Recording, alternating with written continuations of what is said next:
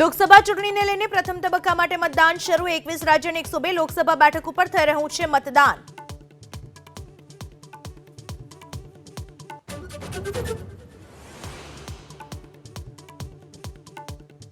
ગૃહમંત્રી અમિત શાહ આજે ગાંધીનગર લોકસભા બેઠકથી ભરશે ઉમેદવારી પત્ર। પ્રદેશ ભાજપ અધ્યક્ષ CR પાટીલ નવસારી બેઠકથી વિજય મુહૂર્તમાં ભરશે ફોર્મ।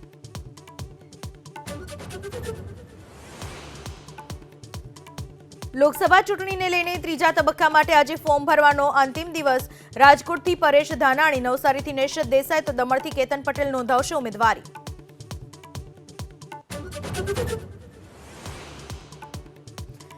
આગ ઝરતી ગરમીનો પ્રકોપ યથાવત। 8 શહેરોમાં ગરમીનો પારો 41 ડિગ્રીને પાર। પોરબંદર અને જૂનાગઢમાં આજે યલો એલર્ટ।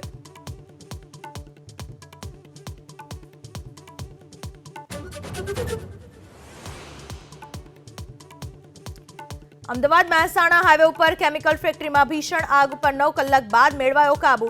50 કરોડના નુકસાનનો માલિકનો દાવો। 20થી વધુ ફાયર ટીમની લેવાઈ મદદ।